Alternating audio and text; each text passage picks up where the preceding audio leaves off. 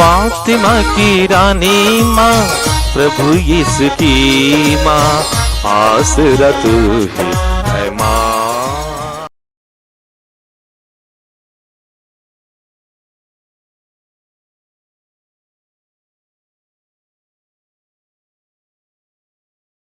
पहला पाठ संत योहन का पहला पत्र, अध्याय 4, पद संख्याएं 11 से 18 तक।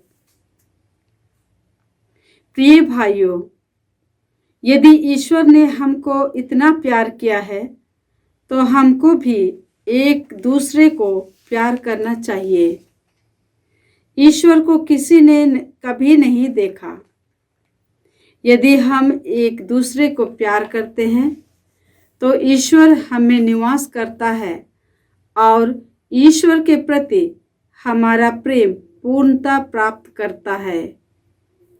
यदि वह इस प्रकार हमें अपना आत्मा प्रदान करता है तो हम जान जाते हैं कि हम उसमें और वह हम में निवास करता है। पिता ने संसार के मुक्तिदाता के रूप में अपने पुत्र को भेजा है। हमने यह देखा है और हम इसका साक्ष्य देते हैं। जो कोई यह स्वीकार करता है कि यीशु ईश्वर के पुत्र हैं, ईश्वर उसमें निवास करता है और वह ईश्वर में। इस प्रकार हम अपने प्रति ईश्वर का प्रेम जान गए और इसमें विश्वास करते हैं। ईश्वर प्रेम है और जो प्रेम में बना रहता है वह ईश्वर में और ईश्वर उसमें निवास करता है। हमारा प्रेम पूर्णता प्राप्त कर चुका है यदि हम पूरे भरोसे के साथ न्याय के दिन की प्रतीक्षा करते हैं, क्योंकि हम इस संसार में मसीह के अनुरूप आचरण करते हैं। प्रेम में भय नहीं होता। पूर्ण प्रेम भय दूर करता है, क्योंकि भय में दंड की आशंका रहती है और जो डरता है उसका प्रेम पूर्णता तक नहीं पहुंचता है। प्रभु की वाणी। ईश्वर को धन्यवाद। भजन अनुवाक्य। हे प्रभु, सभी राष्ट्र तुझे दंडवत करेंगे। हे प्रभु, सभी राष्ट्र तुझे दंडवत करेंगे।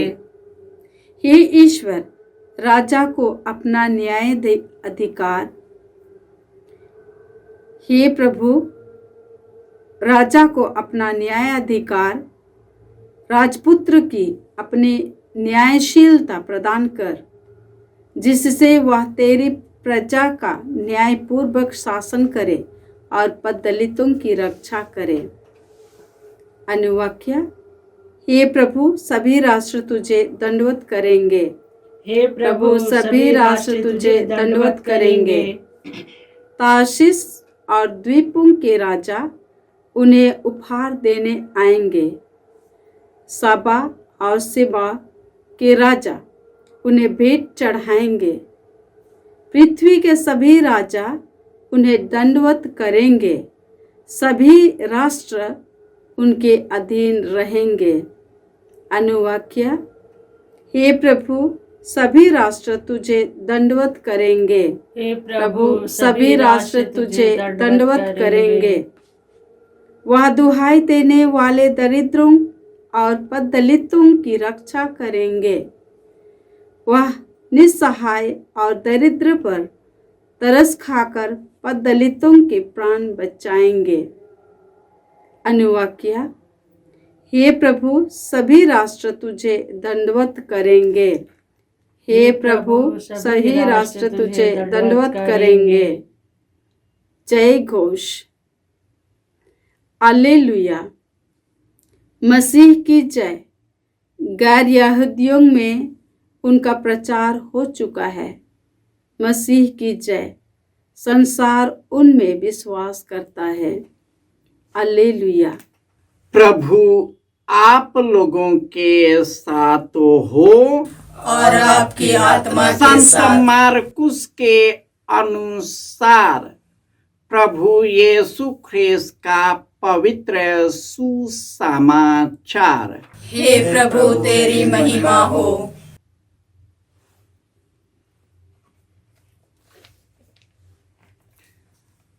अध्याय 6 पद संख्याएं 45 से 52। जब 5,000 पुरुष रोटी खाकर तृप्त हो गए तो यीशु तुरंत अपने शिष्यों को इसके लिए बाध्य किया कि वे नाव पर चढ़कर उनसे पहले उस पार बेथसैदा चले जाएं। इतने में वह स्वयं लोगों को विदा कर देंगे। यीशु लोगों को विदा कर पहाड़ी पर प्रार्थना करने लगे। संध्या हो गई थी। नाव समुद्र के बीच में थी।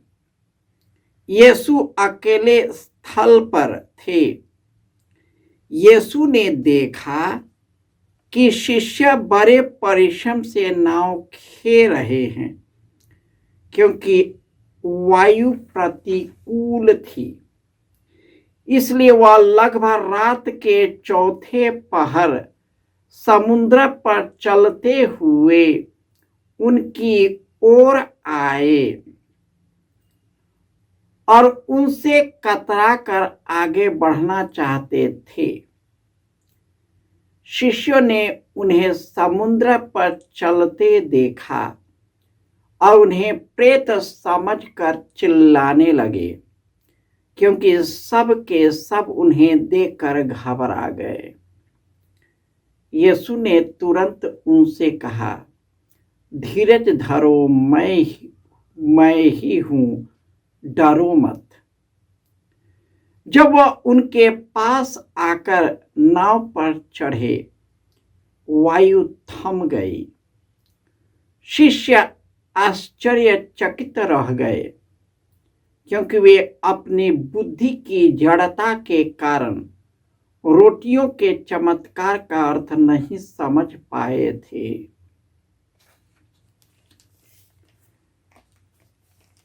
यह प्रभु का सुसमाचार है। हे क्रिस्त तेरी स्तुति हो।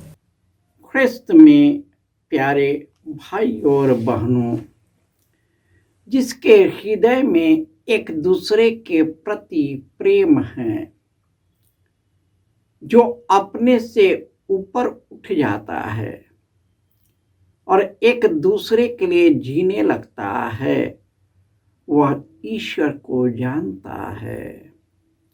यीशु ने कहा है, एक दूसरे को प्यार करो क्योंकि प्यार ईश्वर से उत्पन्न होता है। जो प्यार करता है वह ईश्वर को जानता है क्योंकि ईश्वर प्रेम है।